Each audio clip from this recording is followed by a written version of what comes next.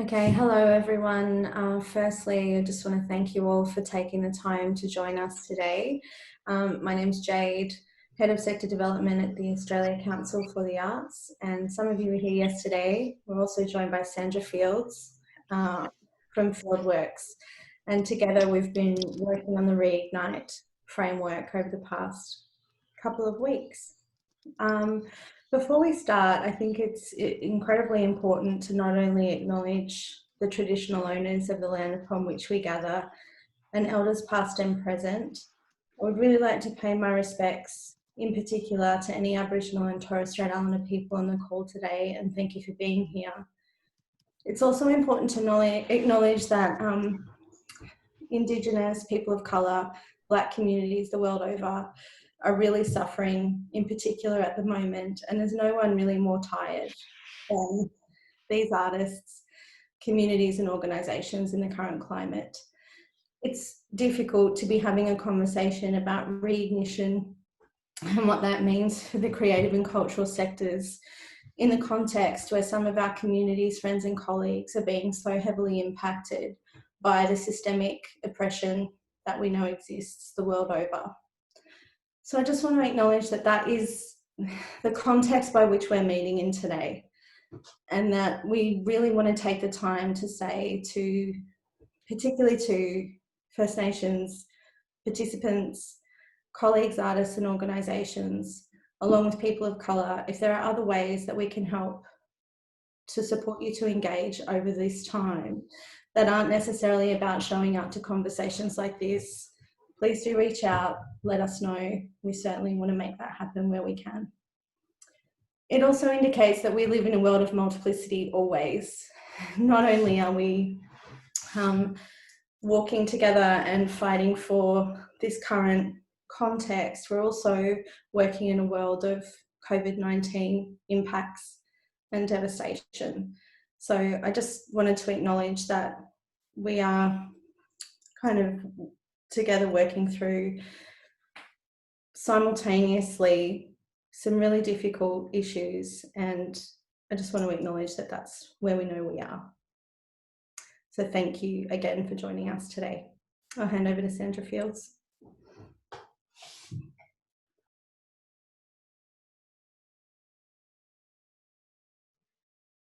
Thanks, Jade. It's great to see so many faces back here again today.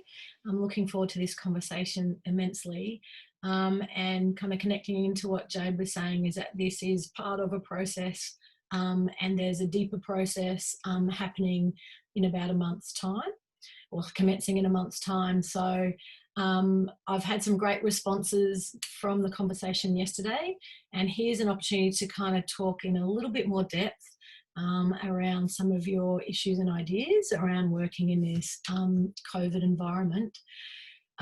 We posted questions. When I say we, I need to give a shout out to Norm and Sarah because they're all over this much more than I am. The questions for today's discussion, and there's 3 of them.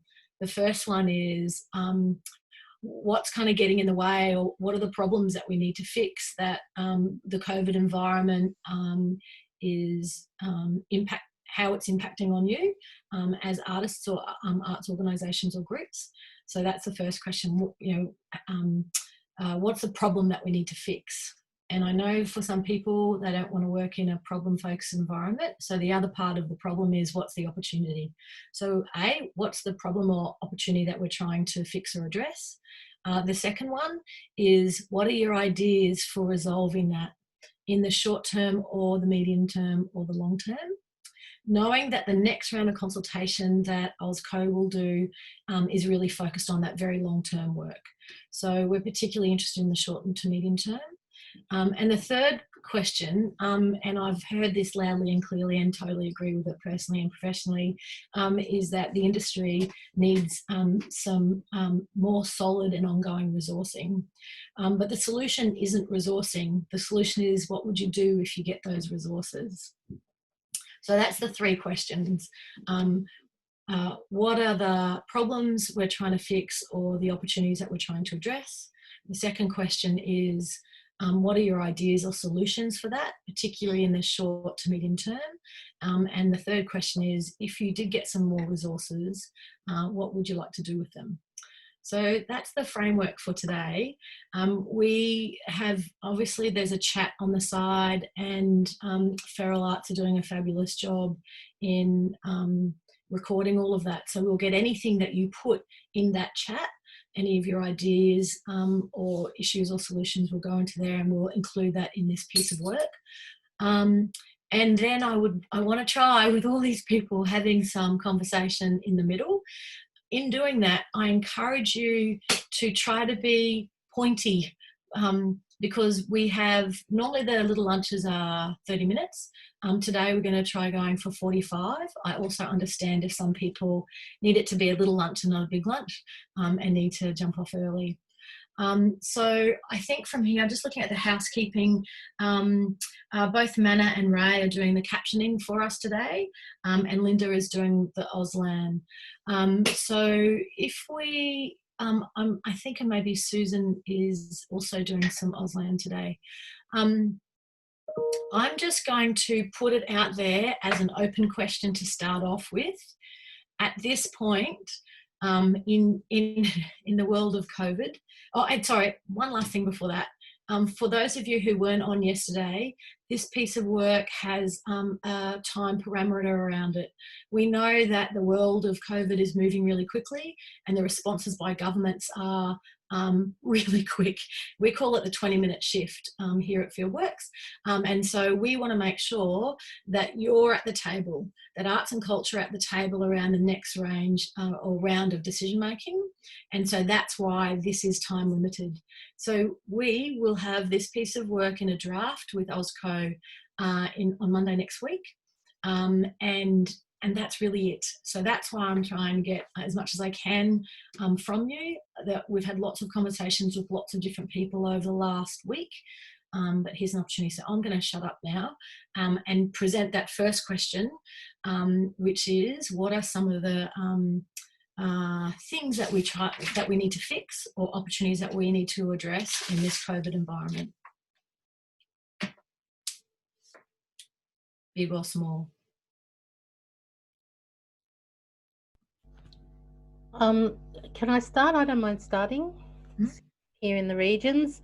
I think that the challenge I'm seeing is people's personal motivation to keep on going. There's a sense of well-being. You know your organisation's objectives. You know that if you don't put those resilient grants in, you know your organisation might collapse. But people are actually personally feeling really challenged. Mm-hmm. So I'm seeing a lot of reach out in Facebook groups and on through this forum with a little lunch around that. So what's your thoughts around that, Sandra? Thanks, Melissa. That's a common theme that we're hearing. And of course, that's not just this sector, but it's actually deepened, I think, in this industry, both in terms of the wonderful people who make up this industry and the impact that you have on communities. I'm wondering whether, if that's one of the problems that we need to try and address, does anybody have any ideas about potential solutions for that?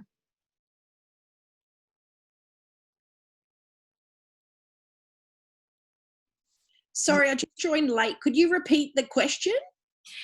So this first question is, what are the problems that we're trying to fix that have arisen because of COVID, / what are the opportunities that we would like to address or grab hold of? And if nobody's got any solutions at this point to the problem that Melissa has posed, we will just take that on notice and we'll keep working through it. So thank you. I don't know if it's a solution, Fieldsy, but I think it's a continuation of that conversation. Yeah. But I think it's a possible solution, which is that the people that I have seen most active in this time have been very small, independent organisations or individual artists, many of whom don't have ongoing funding or operational. So I think Melissa's right. We are exhausted and we're having to kind of do that churn to get more funding in this period to keep ourselves afloat. Yeah. And there are mechanisms that are in place that could, so how do we diminish some of that process? So what are the ways in which we can actually better support, not for small amounts of money, not through that kind of competitive process, but actually think about the ecology in real terms around our independence and our small, very small micro orgs like ours, which employs only me. How do we support those organisations better, rather than the support that, like, I think it's fantastic. We've seen at a state level support for a number of our orgs through extension of the funding, and Australia Council, obviously, a number of people have got through that round, but certainly for those that aren't part of those processes, it's pretty tough. Yeah, okay. And so I think I'm probably hearing something like a bit more of a systemic approach to how we do that, rather than having to keep, oh, look at all the heads bobbing. That means I got that one. Thank you. Okay, got that one. Thanks, Katie. Sandra, could I jump in and say that whenever in times of crisis, it brings like a boil to the surface, all of the underlying problems, whether it's poor funding in the health section, inequality in education, or poor resourcing of the arts. So I think for us, and I run Artisan up in Queensland, COVID just piles on top of the existing problems, and everything is getting very, very thinly stretched. Mental health is definitely, I second that. I think it would have been really good to have seen some kind of reach out from state and federal funding bodies to see how those small to medium or all arts organisation staff are doing. I've spent an hour this morning with my staff who we haven't reopened, and they're petrified of reopening a retail outlet where people need to touch and try things on. They've got a lot of anxiety, and I certainly, as a peak body for craft and design in the state, we've had no one sort of pick up the phone and say, how are you going? So I would have liked to have seen a little bit more outreach from the powers that be. Thanks, Claire. It's interesting. There is a very, very strong theme coming through everybody that I speak to, that it is a little bit like a, big zit, and that there's an underlying issue that hasn't been resolved, and it's just festered up because of that. It's interesting for us as we do this piece of work. If you look at other industries, for example, they're able to go, this and this is a result of COVID. Cause effect, and what I'm hearing from many people, particularly First Nations organisations and artists and arts workers, is that this is a systemic problem that's been around for a long time, and it needs to be redressed and addressed.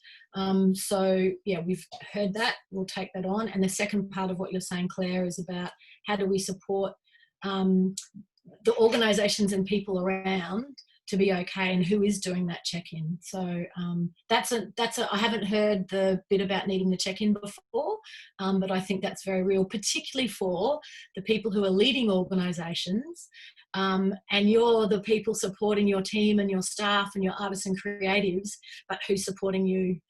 I can see a cattail. Ha, great. Thank you, Claire.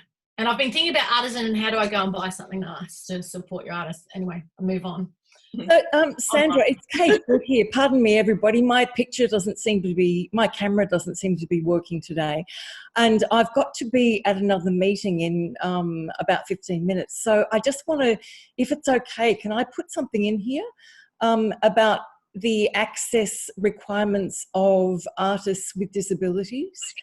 I just want to make the point that because of COVID-19, we are not getting the personal support that we need, because we don't have workers coming in, being able to come in and do our basic personal needs, actually, with PPE. And so I'm wondering if there's something the Australia Council can do for artists with disabilities or who are deaf, adding a bit of money to pay for things, pay for personal support, which enables us to keep working as artists, actually. It's a very real problem for us. Thank you, Kate. Would I be able to give you a call a bit later today, just in terms of how that resourcing might happen and where the arts where the arts role and the health role meet together, and making sure that we're really clear about that gap. And Absolutely. I would love you to do that, Sandra. Absolutely. Could you just send me a little message then, private message or something, with your email or phone number? Yeah, lovely. I'll do that. Great. Thanks, Karen. Hey, Fieldsy. Okay, It's Colette. Hi, Colette Brennan. Look at you. I love you. Hello. I love so many people on this. It's actually outrageous. I wanted to do a few positives amongst the shit show that is COVID. I wanted to begin by thanking the Australia Council for the leadership, because I think it exposed an industry-wide issue that we have, that when problems occur, there is something in the way our organisation, independence to organisations to peaks, are structured that do not let us work nimbly across multi-art forms. So I feel actually these are industry issues that have been exposed, and it was just fantastic to see the Australia Council jump into that space. I'm not necessarily sure it is always really the responsibility of the Australia Council and funders to do this work as well. So I think it's a big moment in time for a reconsideration about how we mobilise, how we function as a really savvy, incredible sector with so much richness and diversity, but how do we get a compelling message across? One, even within our sector, how are we managing the comms to our sector at times like this? And I think it will take all of us. It's not just me looking to the Australia Council or funders. I think all of us need to collectivise in a different way. But what I've been bolstered by amongst the shit show is how quickly things can change. So seeing funders quickly adapt to actually a need. In our sector, we've had these needs before, but they haven't been as pronounced. So I would love to see the whole sector and funders be able to move more nimbly like this in future. So is there some sort of structural approach where contingencies can be built in so that industry-focused, need-based programs can be developed quickly and efficiently? So that's one piece of learning I think we've had from COVID, is that when we need to, we can actually move fast. And I'd love to see that nimble energy continue. And the other thing I think it's really highlighted is that we are a collective organised a sector, but we need to be linked with others, in particular health. I think we've always talked about health and well-being and health outcomes, but we haven't learnt, like sport, to get those incredible partnerships. So I'd love to see some leadership from the from bureaucracy, the Office for the Arts and state-based ministries to formalise those partnerships so that our artists can be richly supported to present their work, not just during COVID and pandemics, but always with an eye to health standards. The other thing I'd just like to note is that for organisations like us, we don't think that the world is going to plug in, and we're actually really excited about our research and development phase. So we would be encouraging funders to see this moment in time as an incredible moment for research and new ways of thinking about audience engagement that might generate new innovations. So that's it from me. Thank you, Colette Brennan. Would anybody like to comment on that or add anything to that? Because I actually think in there, Colette, you raised opportunities and things that we want to hold on to, which I have got those 4 points written in my pen. Thank you very much. The only other point I would make, sorry, it's me again, annoying, about that is I think audience development has been really interesting for us and engagement with new audiences, but I also think there's something about access that maybe we should all be considering moving forward. So as a regional org, I do a lot of stuff face-to-face, but that means driving from one end of the region to the other. And actually, how can we consider some of the use of technologies that we've started to bring into our practice all of a sudden, as part for some of us, not for all of us, all of a sudden, acknowledging some great work by folks who've been working in that space for a long time. But how can we as an org, me particularly, consider the use of those technologies in an ongoing way so that access continues to communities who might not be able to turn up at a workshop or an event. I think Yeah. that's the other point I would make about the new audiences we're reaching. Oh, Yeah. and I've just got to add to that, which might be new funding categories, that we need money to support the cleaning. We need money to support the infrastructure that goes around these new innovations in audience engagement. So we might need just to change those structures in and around the artist. Yeah, thanks. I've heard, so both of those things that both of you are talking about, there's a consistent theme going on there. Jude, I think. Sandra, yeah, I want to tune in. Hi, Colette. Hi, Katie. Look, I'm most interested in what you've got to say, Colette, about getting the money from the right people and sport being used as an analogy. This fascinates me because statistically we beat sport on every front. You throw the numbers up all the time. They do not work. The Philistines who are running everything, you don't even see them, straight over the head. So my question is, how do we best advocate? My only answer to that is to be visible. Visibility, for me, is the only advocacy because the figures don't work, never work. So how do we advocate to get that kind of money coming into us? Yeah, and Jude, that is something that's also consistently being talked about. Why is it that we're in month 3, I think, and there's a sense that arts and culture, so whether it's real or perceived, I'm not commenting on that, but a sense that arts and culture aren't at the table where the big decisions are being made. And this is part of that piece of work, is that Australia Council and a number of people in this industry recognising that that's not happening, and this is what that piece of work is supposed to be. But in an ongoing way, it has to get deep and clever and strategic.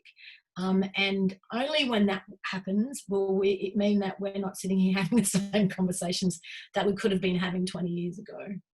One of the things you might attend to, Sandra, is making sure that the word arts appears on the door of the minister who is supposed to be looking after us at the moment. Yeah, thank you, Jude. I'm just going to hand to Jade because she's just trying to... Sorry.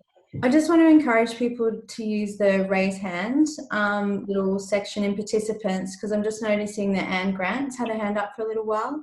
I'm happy to keep an eye on that. It just might be a slightly easier way to make sure everyone can say thank you. And then we've got Lynn in there as well. Thanks. Okay, Anne, that's over to you. I'm trying to learn how to use this. You put your hand up, so that's a good thing. I did that. I put my hand up now. I just want to chat so I can chat. Is that right? Go, talk, yep. Excellent. Okay. We're 3B Creative. Jude knows us. We're a not-for-profit on the Sunshine Coast. And I think audiences, I'm just talking in terms of generally, audiences are also the people that we have to start talking to in terms of their comfort to come to something. It's not been addressed in terms of how we've been asking people to bring along their own stuff to live performances, so that we provide the space, we provide the performance, but they actually have to bring their own chair. We don't have to worry about cleaning, all of those sorts of things. And it's been incredibly successful. Where there's quite a demand for what we're doing. I feel like this is not part of like the big discussion that you're having. But I think people are so thirsty at the moment for having anything live. It's a sadness for a lot of people. It's the way they've always socialised as well to, how do I explain it? And also to keep my actors and whatever still moving, still being challenged. One thing we found, we often start from a written work, and what has been fabulous is that because it's when you're paying licensing and that sort of stuff, it's beyond the number of people that you're allowed to, proportionally, it's not going to pay for the rights. I found the playwrights we've approached have waived their licensing fee so that we can actually bring stuff, and that has been, it's fabulous. It's terrible that it has to come from an arts person that they will do that for us, but they're making these wonderful concessions. I just wanted to acknowledge that. Yeah, okay. Thank you, Anne. And you're right, we need to try to minimise trying to get free stuff from our own sector or industry, but actually collaborations are important. And the issue around audiences and how to address that, we've heard very consistently across everybody that we're speaking to, knowing that audiences are one part of this pie. The other part is artists and creatives and the people that sit around that. And the other part is broader community participation beyond audience. How are we going to make them feel comfortable? Yeah, exactly. And so one of the ideas that has been coming up is, what does a national comms strategy look like for coming back to the arts? And embedded in that comms strategy, what does it look like coming back to the arts and embed First Nations arts and cultural activity in that? Because that has been remiss for a very long time. So that's sort of evolving at the moment. So there's a couple of people. We've got Lenine with her hand up, and then we have Claire. Hi, Filty. Thanks again, guys, for coming on today. I just wanted to raise the issue about poverty and the issue that's really impacting independent artists. You've probably heard it, but I'm seeing probably like weekly now, friends moving out of their houses. They can't afford rent. I've been running a food bank at my house the entire time, particularly for people who already do things like work in hospitality, work in childcare, like supply teachers. All of our other incomes dried up. So even artists that any of the consultancy work that people would have done. So I think some of the, what I would call the class issues in the arts sector, when you're hearing messages like the Victorian Symphony thinks with their 14 million, they're going to become, whatever the word is, like insolvent by Christmas, and they put all of their players on JobKeeper, you kind of wonder, like, if they can't keep it up, what the fuck is going to happen to us? So there's that kind of problem. So when I'm seeing things about what does the sector need to do and how do we communicate and whatever, I mean, I'm just actually really nervous about, like, the conversations I'm having are little tiny things. Like, if you get a grant and you put it on your ABN, you have to claim it as income, which means you get kicked off Centrelink. Then when you get kicked off JobKeeper, how long does it take to get back on JobKeeper? How long does the grant live for? I mean, the grant's not designed to supplement your income. The grant's designed to be able to run a project out of, right? And then you look in Queensland, where the state government won't allow you to do auspicing. They've had this rule forever for independents, which is a joke. So in Queensland, I can't get Auspicious Arts, who is a much more efficient agency. They've even raised it with the state. So then I'm having to go and do the labour to contact my local member and the minister in Queensland. And I'm like, where's the peak body doing that work for me?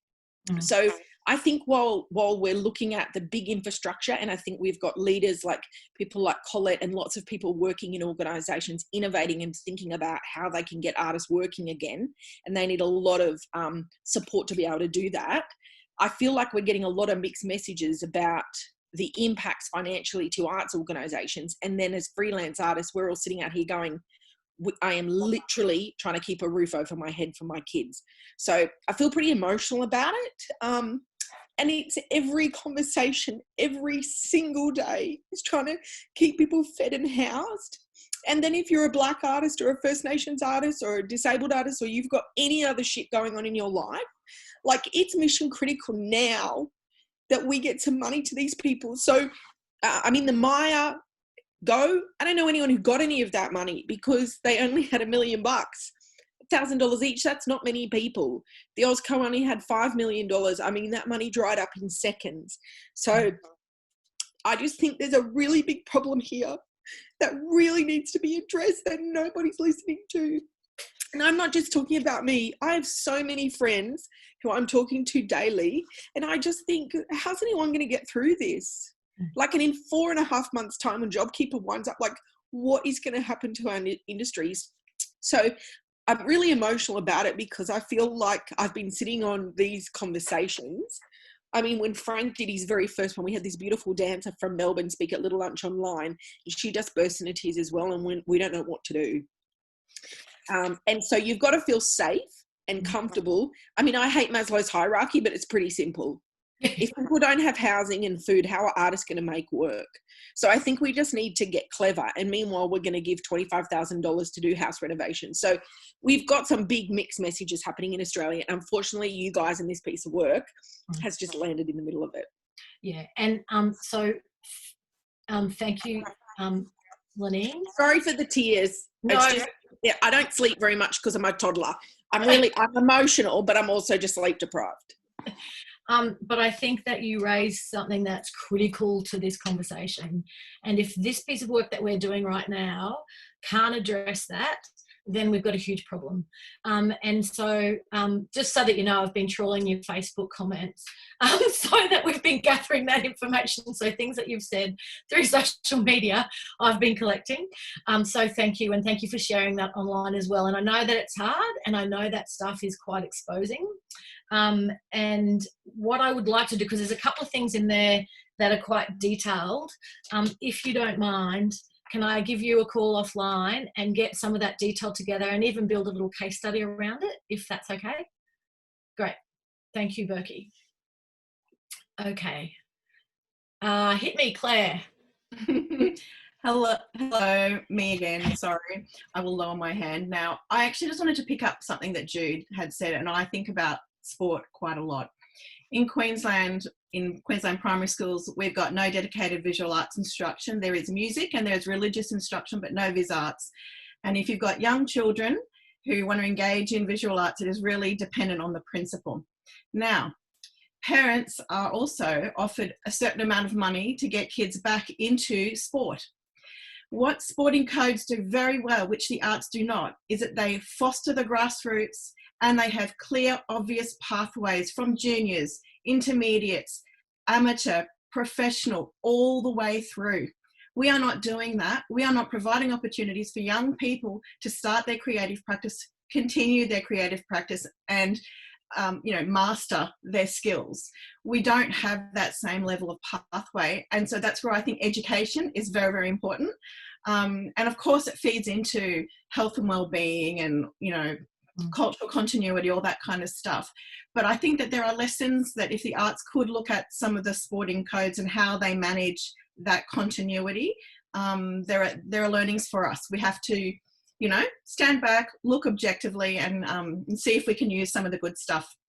Yeah, and I think, Claire, your point is very pertinent and is one of those things about we don't want to go back to how it was before.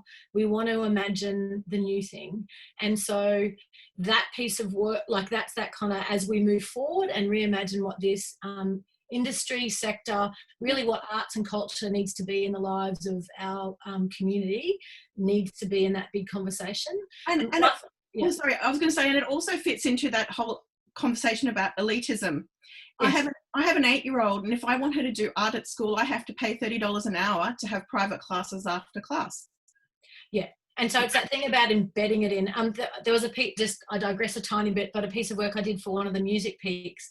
And what we ended up using was a framework that Aussie Rules Football uses, which was, and I can't, it was one of the particular states, but it was gold in terms of how it embeds and what it does. And so then we actually took that and applied that to a music context and thought about that in terms of education as well. So, but yes, I hear you, and I'll put that in the stuff in terms of that kind of reform and the new world. Great. I'm just seeing, anybody got their hands up? Melissa. Where's Melissa? Go, Melissa. I can't see you on my page. Hey, yeah, I'd like to pick up back on the sessions that we've been listening to with Frank and even Wendy Ware from Australia Council, and the issue around advocacy, that we don't have true sector advocacy at the moment. The Australia Council have made it very clear to us that they're not in the business of doing that, and that they give advice and to government, but the advocacy issue is really key. And I think that goes back across to communicating with the mainstream broader community around that. And yet we have this incredible opportunity to point to all the creative content that's being uploaded by the microsecond about how that's kept people going through this time. So it feels to me like there's this massive elephant in the room. No one's taking the job on to that advocacy. And is that best placed in peak agencies that are funded versus this I think Arts Front movement being more community led, as in us ourselves. So yeah, I wonder what. So that's an issue that we've heard across. One of the things that I feel very strongly about is that you are an industry, and together need to be thinking like this is a collective industry with a collective voice that can talk about the whole of this complex, broad and deep industry, so that you're sitting at the table with other industries like tourism, like retail, like sport, and at the moment you're not there. It's also not necessarily the role of, in my opinion, of OZCO to be doing that. They're doing a great job at the moment about filling a gap that's there, but I think it's a fundamental issue. I've also heard very loudly and clearly from First Nations artists and organisations that it's even worse for them because there isn't anything like that. And so trying to build something that fundamentally changes the system and gives a coordinated and united voice, whatever that looks like, for your industry is important. Norm. Hi, we just want to throw in a little bit on this. It has been coming up in Arts Front and the Little Lunches quite a lot. Yeah. What Council's done, particularly so for the 4-year funding for 2021, is this amazing thing of sharing that across a number of different companies. And that kind of approach to sharing is something that we're seeing in the small to medium companies and independents, and it's kind of picking up on what a lot of the stuff that Nanine was raising. And the conversation about transparency of what companies are doing right now in terms of supporting independent artists and making every effort to get their existing resources that they have in this year's budgets available for people to use. So from an example point of view, Feral Arts has done a re-budget based on the fact that we don't need to travel this year and we don't need to deliver face-to-face events, and we're putting that money into the investment and making it available for independent artists. Now, Australia Council has gone to companies and said, we need your financial statements and this to advocate, but it hasn't gone to the sector and said, tell us what you're doing right now in this space so we can coordinate and connect it. Because there's an enormous resource base sitting there that isn't being used in the most effective way. So Council can take on that role and lead that stuff through its communication with its existing companies to make sure that those current resources are being used in the most effective way. Thank you, Norm. That I haven't heard that one yet before. So, and I haven't been involved in the Little Lunches, so I've got that down, and that would be something that we will put on the urgent now needs to happen list. Great. Sue? Miranda's also there, Sam. Oh, sorry, I didn't see Miranda. Well, who was first?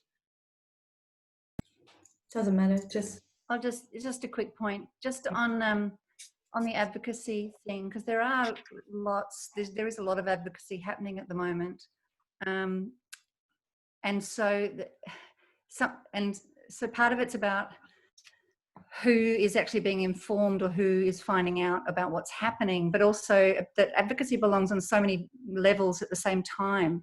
And it's really important that we all are given the tools, or we feel that we have the tools to be able to make the arguments ourselves. And I think that kind of sharing could probably happen a lot more widely as well. And it also depends sometimes on whether you agree with the messages that those advocates are pushing. So I think that's part of our job, is really making sure that the messages that are being pushed by those advocates are being shared and shared more widely.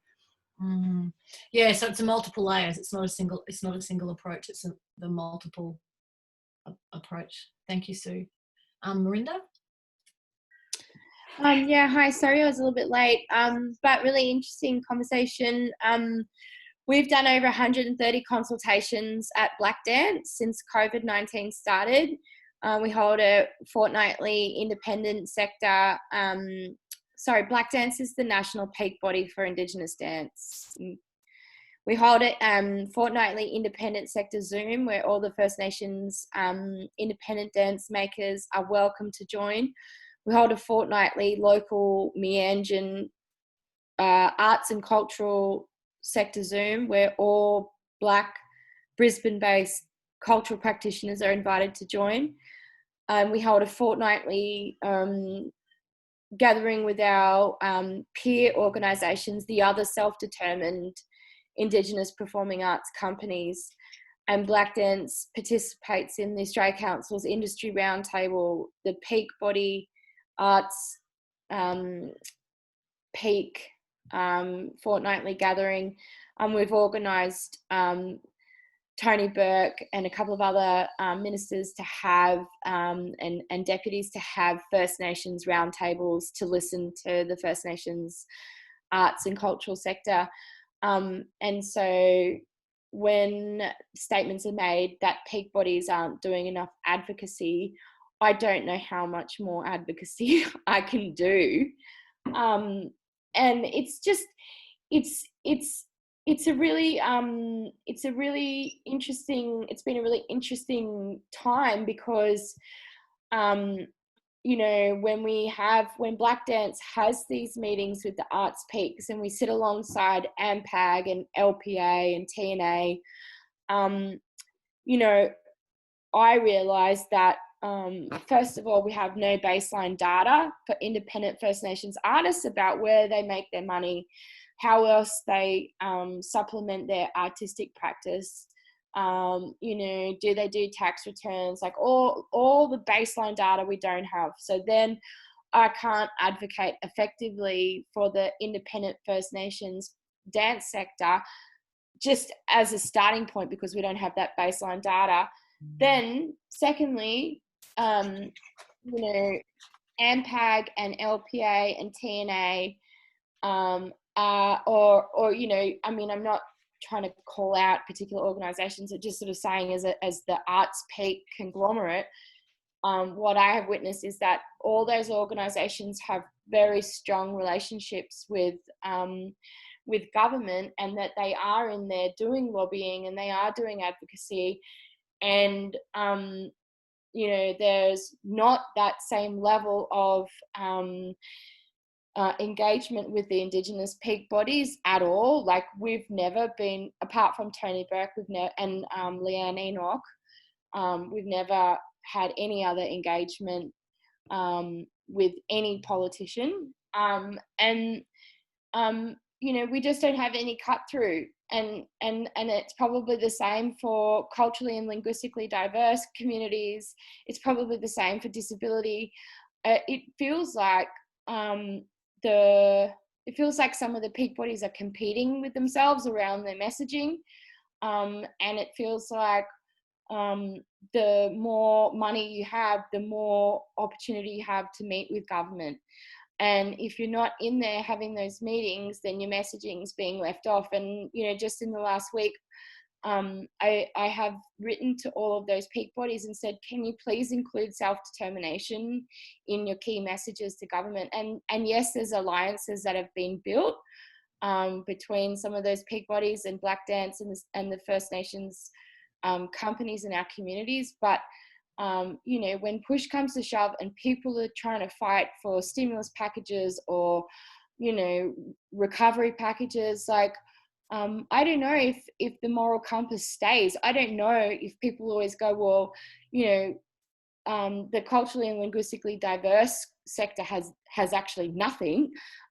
Are those peak bodies fighting for that? I don't know. I'm sorry, it's a little bit rambly, but I just want to feed into the conversation and say that as a First Nations peak body, we're doing as much as we possibly can.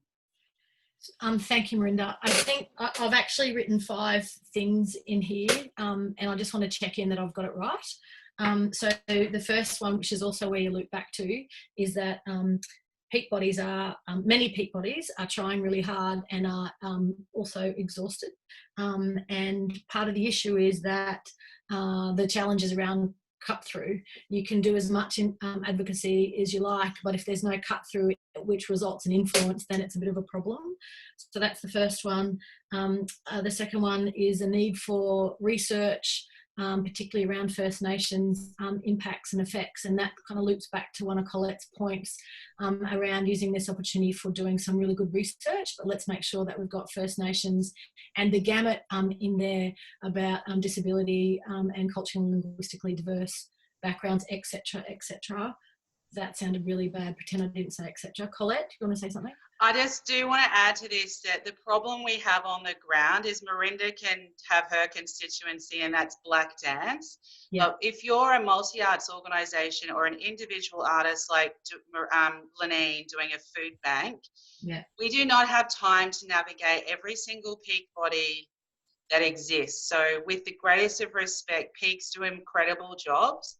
At a moment like this, it's not helping. Everyone's too tired, it's too siloed, there's no unified voice, no one understands how to advocate. If you're not a member, you don't get represented. So it's already, there's some deeply flawed moments. So let's, it's my normal rave. I'm telling you, in Ireland, they're not doing here's dance, here's the LPA thing, here's rah-rah, they're doing Save the Arts. And my final point is, my friend is an advisor to an arts minister and said it is very difficult for an arts minister to make quick decisions when there are that many peaks to get feedback from. And what is the industry-wide position? Yeah. What an incredible opportunity to nail this now and get ourselves sorted.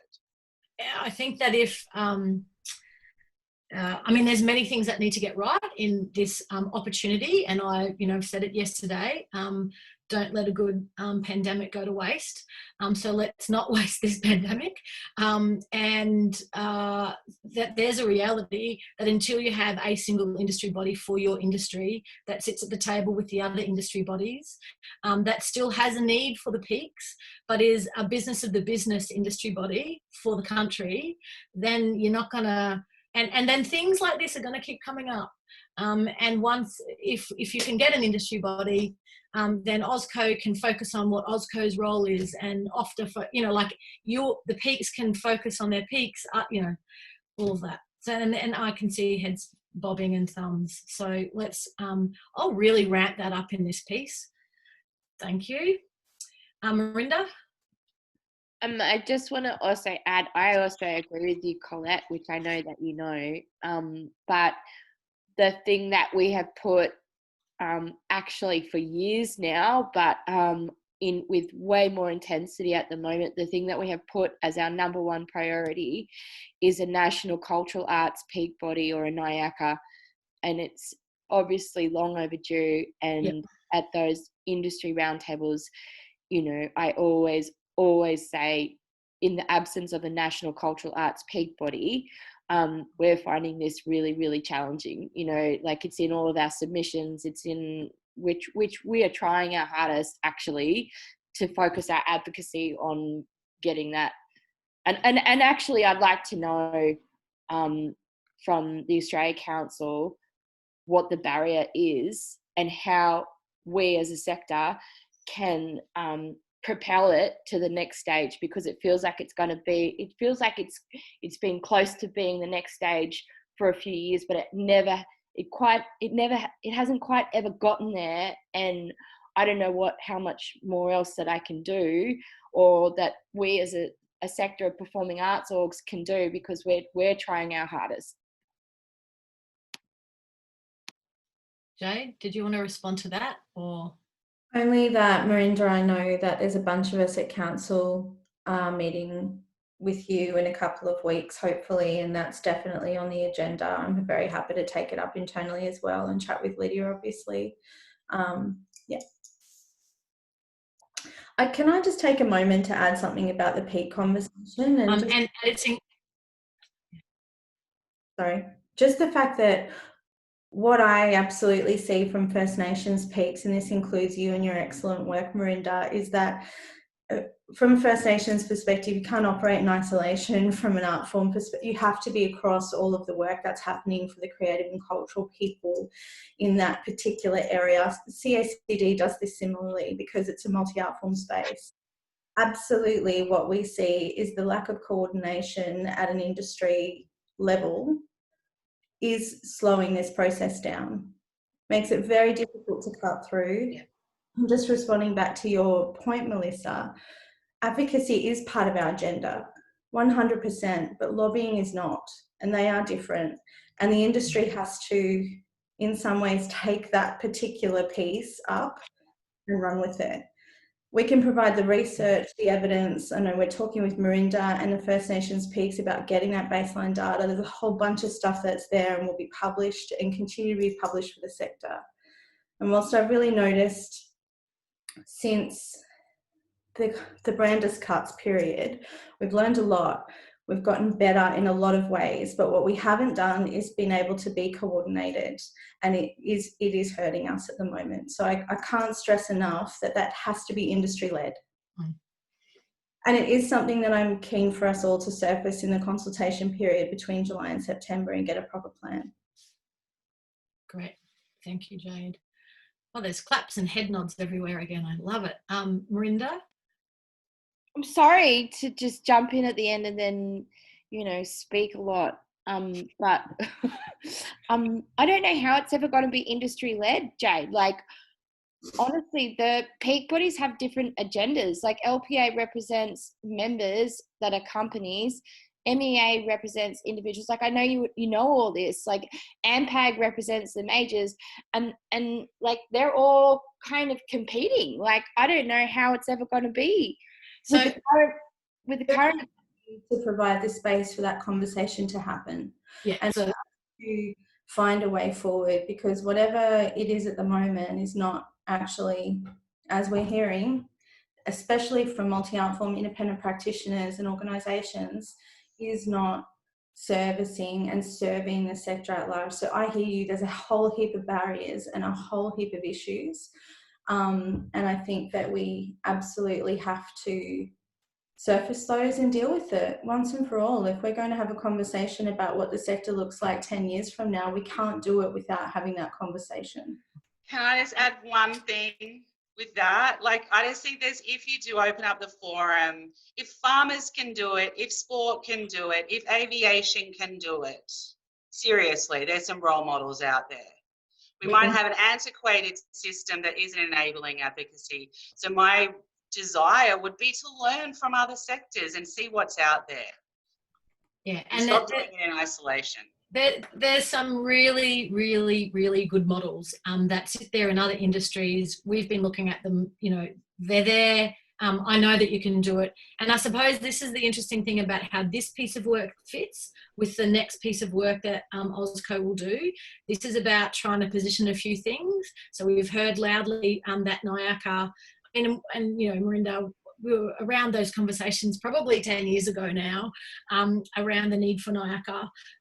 And so we've heard that will be in here, but also an overarching industry body for your industry is critical. How that happens and what the model of that looks like is much more complex but possible, and that's for that next conversation. So this piece of work will position for that, and working out the detail is the next one.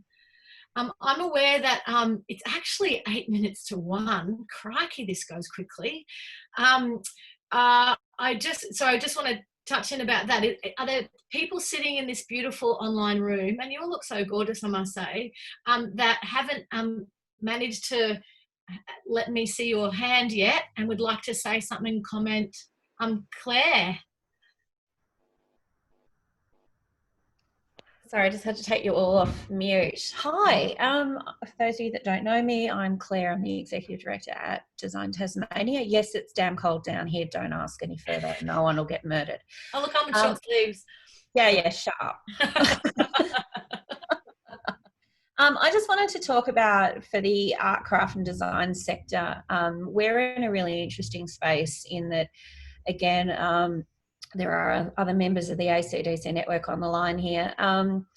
We have not just a great band t-shirt, but we also have a really passionate group of CEOs and directors that are trying to pull together this idea of advocacy for around how do you get cut through. And one of the questions I asked in the chat was, one of the challenges we've been dealing with is understanding for craftspeople and designer makers and designers not just the level of people that were receiving JobKeeper support or other forms of funding, but also the sense of anxiety that's building in the sector around what happens when that goes in September, and how do we invest and continue to act to support our sector.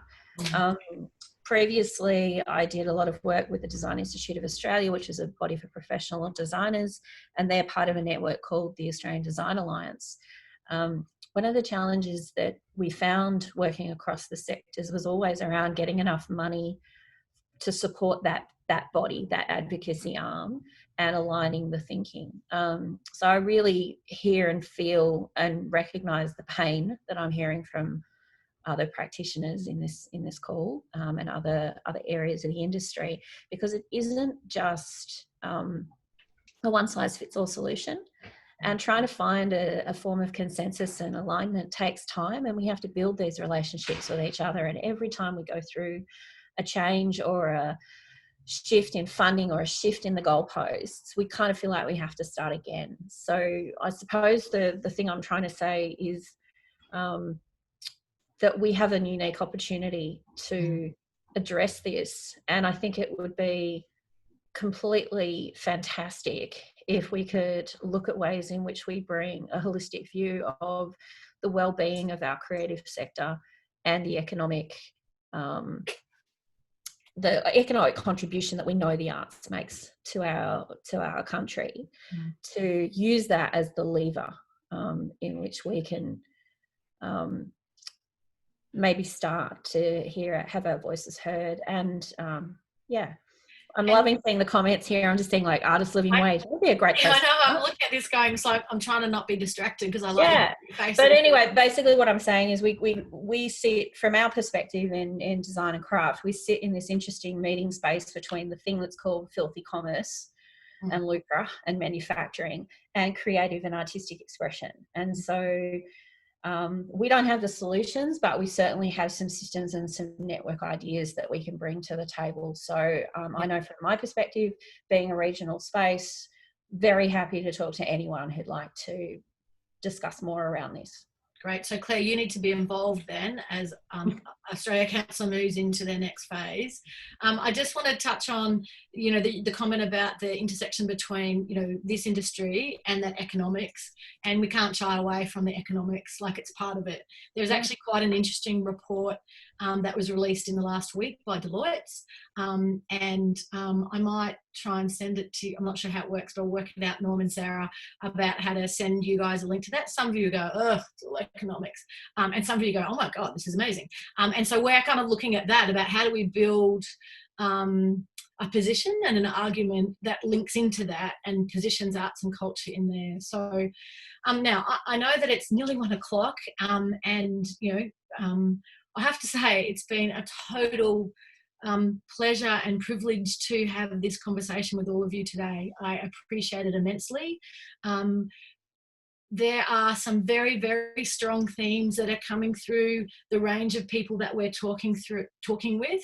And I also think that there's a bit that kind of goes through the middle, irrespective of what your art form is or what your practice is, irrespective of whether you're a small, medium or large organisation, irrespective of whether you're a freelance or independent artist, there's some very common things that are happening. So we will capture that as the very best we can. And then of course there's a bunch of things that are much more specific, and we have been capturing those as well. So I've made a commitment during this conversation to catch up with Kate Wood around some of the disability work and how we kind of link in with arts and health. And Lenine, I never call you Lenine, about some of the stuff that's happening for freelancers and that kind of really emergency right now. There needs to be some response. So getting an understanding of the detail of that will be important. Before we shut down, I just want to check whether there's anybody else on this call right now that I need to follow up with, and it can only be today or Saturday, that you would like a follow-up call. I just want to jump in, Sandra, and just remind everybody that this is just the beginning. It's certainly not the end. So there are a whole range of opportunities to consult over the coming weeks and months, it'll be 2 weeks from now, that some further communication comes out from the Australia Council about that. Really looking forward to talking with everyone. There's a whole range of kind of intersections around this work. So we'll be coming at it from an art form perspective, from an issues perspective, from a focused communities perspective, and a whole range of other things. So please don't feel the pressure of this moment that we're in terms of the COVID environment to try and get this piece of work finalised and up and out for the sector to use as an advocacy tool as well. We absolutely will be doing that. Yeah. And I would like to just take this 1 minute to let everyone know that it's Frank Panucci's last day at the Australia Council today, someone who's been an incredible advocate for community engaged practice, First Nations communities and artists, and a whole range of people across the sector for a very long time. So just to send him some love on his way out. If you're in touch. There's love everywhere. And so just kind of in closing, I want to also acknowledge the work that Linda and Susan is doing around the Auslan. Thank you very much, and thanks for coming in for an extended period. And Ray and Manna for doing the captioning. Oh, look at that. And to Feral Arts, you know, to Norm and Sarah and Elliot, you are the bomb. And, you know, this piece of infrastructure that you have and have been developing, you know, this is a classic time to evidence why that's really important in the work that you're doing. So I thank you. I don't know if I need to say anything else. Do I hand to somebody? I can't remember. Just want to thank everyone for your time. See you later. Thank you, everybody. Ciao. Thanks, Sandra. Thanks, Jade. Appreciate that. Great work. Bye.